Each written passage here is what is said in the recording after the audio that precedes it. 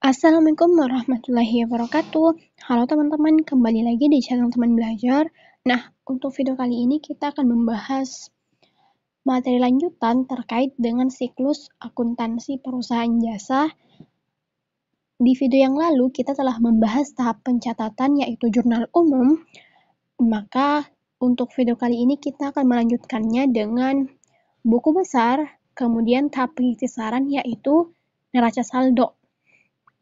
Oke, nah ini adalah jurnal umum yang telah kita buat. Ada sekitar 30 transaksi. Nah, akun-akun untuk semua transaksi ini kita akan pindahkan ke buku besar dengan cara kita kelompokkan sesuai jenis akunnya. Jadi, akun kas kita kumpulkan dalam satu format, begitupun dengan akun modal, sewa dibayar di muka, asuransi dibayar di muka, dan selanjutnya. Nah, ini adalah format untuk buku besar. Satu format itu terdiri dari satu akun. Contohnya akun kas, ada akun piutang usaha, perlengkapan, sampai ke akun yang terakhir yaitu beban-beban lain. Jadi, berapa jumlah akunnya, maka segitu pula format yang akan kita sediakan. Jadi, formatnya tergantung jumlah akun. Oke, kita ke akun yang pertama terlebih dahulu, ke akun kas. Nah, akun kas ini kita akan isi dari yang mana kita ambil dari jurnal umum ini. Jadi, kita cari mana sih, di tanggal berapa sih ada akun kas, kemudian kita masukkan ke buku besar. Oke, untuk tanggal pertama, tanggal 1, akun kas di debit sebesar 500 juta. Berarti kita pindahkan ke buku besar. Kita tulis dulu tanggalnya tanggal 1. Keterangannya adalah posting, artinya kita memindahkannya dari jurnal umum ke buku besar. Kemudian referensi atau ref itu artinya kita ambil dari jurnal apa sih ini. Nah, referensi di sini adalah jurnal umum atau JU, artinya kita ambil dari jurnal umum. Nah, karena di debit, maka kita simpan juga di debit. Nah, di sini nih, debit 500 juta. Kemudian untuk saldonya juga kita simpan di debit karena saldo normal untuk akun kas adalah di debit. Jadi, untuk tanggal pertama, kita simpan di debit, kemudian kita juga simpan di debit bagian saldo, karena untuk yang pertama itu atau transaksi yang pertama merupakan saldo kita. Oke, jadi kita pindahkan juga ke saldo. Nah, seperti ini. Kemudian kita lanjut ke tanggal selanjutnya, tanggal 3. Ada akun kas di kredit sebesar 120 juta. Oke, kita pindahkan tanggal 3 di kredit sebesar 120 juta. Nah, untuk saldonya ini caranya kita kurang saldo sebelumnya dengan saldo yang masuk. Jadi seperti ini. Saldo debit kita kurang dengan kredit. 500 juta kita kurang dengan 120 juta menghasilkan 380 juta. Jadi artinya jika debit ketemu kredit maka itu dikurang. Jika debit ketemu debit maka artinya itu ditambah. Contohnya seperti ini. Masuk saldo sebesar 15 juta. Berarti kita tambah dari saldo sebelumnya yang di debit, kita tambah dengan saldo yang masuk, yaitu debit. Jadi intinya, debit ketemu debit itu kita tambah, kemudian debit ketemu kredit itu kita kurang. Tetapi jika kita menggunakan rumus seperti ini, itu akan banyak membutuhkan waktu. Jadi kita bisa menggunakan satu rumus, kemudian rumus itu kita tarik ke bawah, maka akan muncul saldo dengan sendirinya nanti. Seperti ini. Untuk rumusnya itu kita jumlahkan saldo debit, kemudian kita tambah dengan saldo yang masuk di debit, kemudian kita kurang dengan saldo yang masuk di kredit. Jadi seperti ini. Nah, kita enter. Oke, berarti tinggal kita tarik ke bawah. Nah, ini masih seperti ini, nilainya masih sama karena belum ada saldo yang masuk. Jika ada saldo yang masuk, maka pasti saldo bagian ini akan berubah dengan sendirinya. Contohnya seperti ini. Kita lanjut dulu. Tanggal berapa? Tanggal 3 selesai, berarti tanggal 5 ada akun kas di debit sebesar 60 juta. Oke. Kita pindahkan tanggal 5 di kredit 60 juta. Nah, ini saldonya itu akan muncul dengan sendirinya. Nah, seperti ini. 380 juta dikurang 60 juta itu hasilnya 320 juta. Kemudian lanjut ke tanggal berapa? Ke tanggal 7 atau transaksi selanjutnya ada akun kas di kredit sebesar 50 juta. Oke, kita pindahkan tanggal 7 di kredit 50 juta. Lanjut tanggal 10 ada di kredit 150 juta. Oke, tanggal 10 di kredit 150 juta. Tanggal selanjutnya, tanggal 12 ada di debit 150 juta. Oke. Tanggal 12 posisinya di debit sebesar 150 juta. Lanjut ke tanggal selanjutnya. Ada ke tanggal berapa? Tanggal 15 tidak ada ya. Tanggal 17 ada, tanggal 17 di debit 100 juta. Oke. Tanggal 17 di debit itu berapa? 100 juta. Kemudian transaksi selanjutnya tanggal 18 ada di kredit sebesar 30 juta. Oke, kita pindahkan tanggal 18 di kredit 30 juta. Lanjut tanggal selanjutnya tanggal 20 ada kas di kredit 10 juta.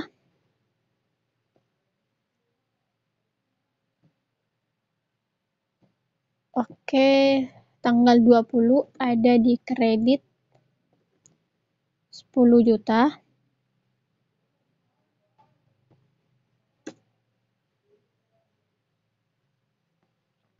Oke, lanjut tanggal berapa lagi? Ada tanggal 23 kas di kredit 5.500.000. Oke, kita tulis 23 di kredit 5.500.000. Lanjut ke tanggal selanjutnya.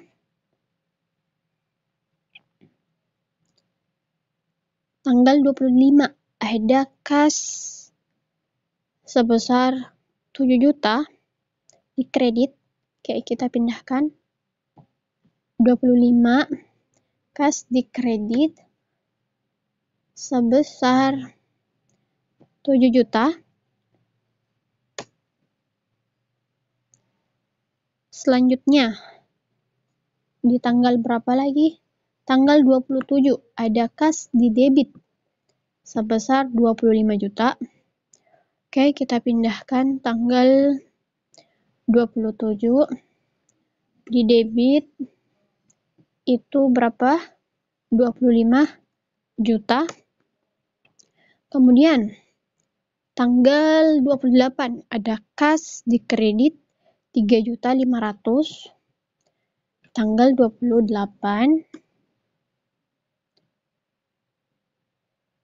di kredit berapa? 3.500.000. Oke, tanggal yang terakhir, Tanggal 30 ada kas di kredit sebesar 15 juta. Oke, 30 di kredit 15 juta. Oke. Nah, berarti saldo akhirnya dari akun kas itu sebesar 324 juta. Oke, berarti untuk akun kas selesai. Selanjutnya, akun piutang usaha. Oke, kita cari di jurnal umum. Ada di transaksi berapakah akun piutang usaha? Oke, ada di transaksi yang ke-15, tanggal 15. Sebesar 35 juta di debit. Oke, kita pindahkan, kita tulis dulu tanggalnya. 15, kemudian di debit. Sebesar berapa? 35 juta. Oke. Saldonya juga kita pindahkan sebesar 35 juta. Kemudian kita cari lagi apakah masih ada akun piutang usaha. Oke, masih ada di tanggal 27 di kredit, piutang usaha di kredit. Oke, kita masukkan tanggal 27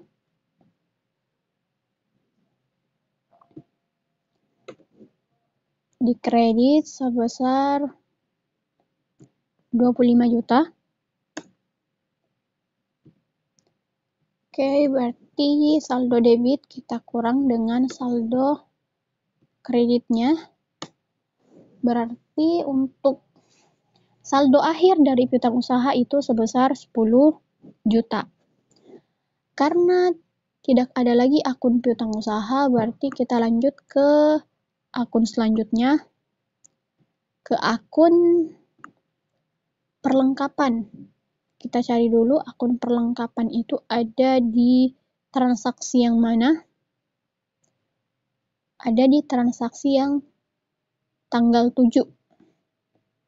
Perlengkapan di debit sebesar 50 juta. Oke, kita tulis dulu. Tanggal 7, perlengkapan di debit 50 juta. Berarti saldonya juga 50 juta. Kita cari lagi, apakah masih ada akun perlengkapan? Oke, akun perlengkapan ini sudah tidak ada lagi ya. Artinya saldo akhirnya tetap 50 juta karena hanya satu akun perlengkapan. Kita lanjut ke akun selanjutnya, sewa dibayar di muka. Kita cari, sewa dibayar di muka ada di transaksi yang mana? Ada di tanggal 3, sewa dibayar di muka di debit 120 juta. Oke, kita tulis. Tanggal 3 di debit 120 juta. Berarti saldonya juga 120 juta. Oke, untuk akun sewa dibayar di muka hanya satu. Berarti saldo akhirnya juga tetap 120 juta. Kita lanjut ke akun selanjutnya, asuransi dibayar di muka. Kita cari lagi, asuransi dibayar di muka ada di tanggal 5, di debit sebesar 60 juta. Oke, kita pindahkan. Tanggal 5, di debit 60 juta. Berarti saldonya juga 60 juta. Nah, asuransi dibayar di muka ini juga hanya ada satu akun. Berarti kita lanjut lagi ke transaksi selanjutnya. Akun perlengkapan. Akun peralatan. Kita cari dulu ada di tanggal berapa. Ada di tanggal 10, peralatan di debit sebesar 230 juta. Oke. Tanggal 10 di debit sebesar 230 juta. Untuk saldonya juga seperti itu, 230 juta. Dan akun pelengkap akun peralatan ini juga hanya ada satu akun, berarti kita lanjut lagi ke akun utang usaha. Kita cari lagi akun utang usaha. Ada di transaksi tanggal berapa? Oke, di tanggal 10. Ada utang usaha di kredit sebesar 80 juta. Oke, kita masukkan. Tanggal 10 di kredit sebesar 80 juta. Nah, untuk saldonya itu berada di kredit karena saldo normal untuk utang usaha itu adalah saldo kredit. Oke, berarti saldonya di kredit ya, bukan di debit. Kita lanjut lagi, apakah masih ada akun utang usaha di transaksi lainnya? Oke, kita cari, adakah? Oh, ada. Di tanggal 18, utang usaha di debit sebesar 30 juta. Oke, berarti kita tulis tanggal 18 di debit sebesar 30 juta. Oke. Nah, ini karena kredit ketemu debit artinya kita kurang. Jika kredit ketemu kredit itu ditambah. Nah, karena ini tanggal 18 ini merupakan kredit, kemudian saldonya, tanggal 18 ini merupakan debit, kemudian saldonya di kredit, maka itu kita kurang. Jadi, 80 juta kita kurang dengan 30 juta. Berarti saldo akhir dari utang usaha itu 50 juta karena akun utang usaha juga itu hanya ada 2 akun. Kita lanjut ke akun selanjutnya, akun modal Indah Maharani. Kita cari dulu ada di transaksi yang keberapa. Oke. Nah, ada di transaksi yang pertama tanggal 1 modal Indah Maharani di kredit sebesar 500 juta. Berarti kita pindahkan tanggal 1 di kredit sebesar 500 juta. Begitupun dengan saldonya. Nah, akun modal ini saldo normalnya ada di kredit, berarti saldonya itu harus di kredit. Oke. Untuk akun modal Indah Maharani itu hanya ada satu akun, berarti saldo akhirnya juga tetap 500 juta. Kita lanjut, akun selanjutnya, akun Prive Indah Maharani. Kita cari dulu, ada di tanggal berapa Prive? Ada di tanggal 30. Prive Indah Maharani di debit sebesar 15 juta. Oke, kita masukkan. Tanggal 30. Prive di debit 15 juta. Berarti akun Prive ini saldo normalnya ada di debit, berarti saldonya itu juga harus di debit. Oke, untuk akun Prive ini hanya ada satu akun, berarti kita lanjut lagi ke pendapatan jasa. Oke, ke pendapatan jasa kita cari dulu, ada di transaksi yang mana? Pendapatan jasa ada di transaksi tanggal 12, pendapatan jasa di kredit sebesar 150 juta. Oke. Tanggal 12 di kredit 150 juta. Nah, untuk saldo normal akun pendapatan jasa itu ada di kredit, berarti itu juga saldonya harus di kredit. Oke, kita lanjut. Apakah masih ada transaksi pendapatan jasa? Ada lagi ya di tanggal 15. Pendapatan jasa di kredit sebesar 35 juta. Oke, kita masukkan tanggal 15 di kredit 35 juta. Oke, Untuk saldonya ini kita bisa menggunakan rumus seperti tadi. Manual juga boleh, tinggal kita tambahkan kredit, ketemu kredit ditambah. Tapi kalau mau yang lebih mudah, kita juga bisa menggunakan satu rumus, kemudian kita tarik ke bawah. Rumusnya sama dengan tadi, itu kredit, saldo pada kredit, kita tambah dengan kredit, kemudian kita kurang dengan debit. Nah, oh iya, ini agak sedikit berbeda ya.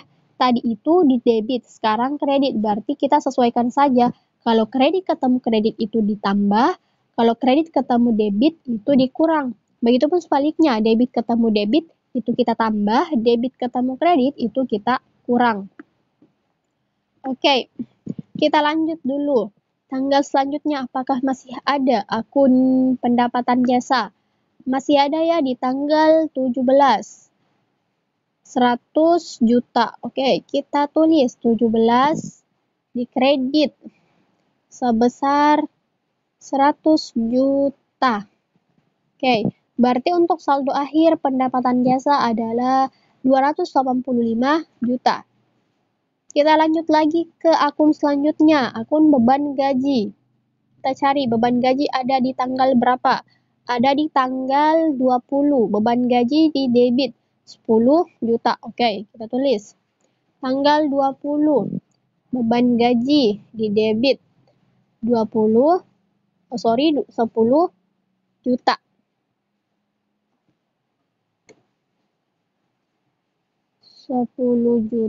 Kemudian saldonya itu ada di debit karena saldo normal untuk akun beban itu adalah debit. Oke, untuk akun beban gaji itu hanya ada satu akun, berarti kita lanjut lagi ke akun selanjutnya. Ke akun beban iklan, kita cari dulu beban iklan ada di tanggal berapa? Ada di tanggal 23. Oke, berarti kita tulis tanggal 23. Tanggal 23 beban di debit itu sebesar 5.500.000. Oke, berarti saldonya juga itu di debit 5.500.000. Nah, akun beban iklan juga ini hanya ada satu akun, berarti kita lanjut ke akun beban utilitas atau beban listrik, air, dan telepon. Kita cari beban utilitas ada di tanggal berapa? Ada di tanggal 25. Di debit 7 juta, kita tulis dulu 25, kemudian debitnya adalah 7 juta. Oke, untuk saldonya juga 7 juta dan beban utilitas hanya ada satu akun, berarti kita lanjut. Akun beban-beban lain, ini akun terakhir. Akun beban-beban lain itu ada di tanggal berapa? Ada di tanggal 28. Tanggal 28, kemudian di debit sebesar berapa? Sebesar 3.500.000. Untuk saldonya juga 3.500.000. Karena akun beban-beban lain itu juga hanya ada satu akun. Oke, karena semua akun telah terisi, maka untuk semua ini kita juga akan pindahkan ke neraca saldo dengan cara mengambil saldo akhirnya. Contohnya seperti ini, beban-beban lain saldo akhirnya adalah 3.500.000, berarti 3.500.000 ini kita akan pindahkan ke neraca saldo. Begitupun dengan akun kas. Akun kas itu saldo akhirnya berapa? Saldo akhirnya 324 juta. Berarti saldo ini kita akan pindahkan ke neraca saldo. Oke, langsung saja kita pindahkan. Untuk akun pertama, akun kas. Berapa? Itu tadi, ya 324 juta. Nah, kemudian akun piutang usaha. Akun piutang usaha saldo akhirnya berapa? Saldo akhirnya adalah 10 juta. Kemudian akun perlengkapan saldo akhirnya adalah 50 juta. Kemudian sewa dibayar di muka. Saldo akhirnya berapa? Kita sesuaikan ya antara debit dan kreditnya. Kalau di buku besar itu saldonya di debit, maka di neraca saldo itu saldonya juga harus di debit. Begitupun sebaliknya, jika saldonya di buku besar itu kredit, maka saldonya di neraca saldo itu juga harus kredit. Oke, di mana kita tadi? Di sewa dibayar di muka ya.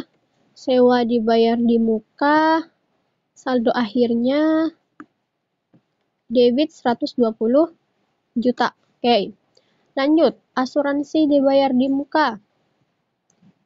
Asuransi dibayar di muka, saldo akhirnya 60 juta. Kemudian peralatan. Peralatan berapa? Peralatan 230 juta. Oke, utang. Nah, utang ini dikredit.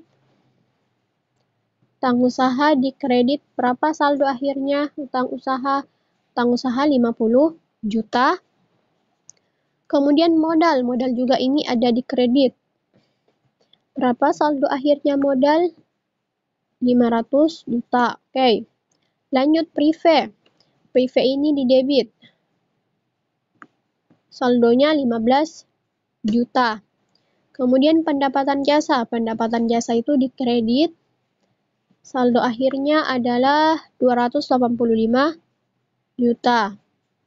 Kemudian beban gaji. Beban itu di debit. Berapa saldonya beban gaji? Beban gaji saldonya 10 juta. Kemudian beban iklan. Beban iklan saldonya 5.500.000. Beban utilitas saldonya 7 juta. Kemudian beban-beban lain. Saldonya berapa? Saldonya 3.500.000. Oke, berarti semuanya telah terisi, kemudian kita jumlahkan. Nah, antara kolom debit dan kredit itu jumlahnya harus sama atau harus balance. Jika tidak sama, maka berarti ada yang salah dari penginputan nilai kita. Oke, kita jumlahkan untuk kolom debit. Oke, untuk kolom debit, jumlahnya adalah 835 juta. Nah, jika benar, maka akun kredit itu juga harus 835 juta. Jika akun kredit bukan 835 juta, berarti ada yang salah atau ada yang tidak sesuai dengan saldo yang telah kita masukkan. Oke, kita coba jumlahkan. Oke. Nah, berarti jumlahnya sama ya, akun kredit itu juga 835 juta. Berarti ini sudah sesuai, artinya saldo kita di neraca saldo sudah balance atau sudah seimbang. Oke, untuk pembahasan kita cukup sampai sini dulu. Minggu depan kita lanjut dengan pembahasan jurnal penyesuaian. Oke, terima kasih dan sampai jumpa.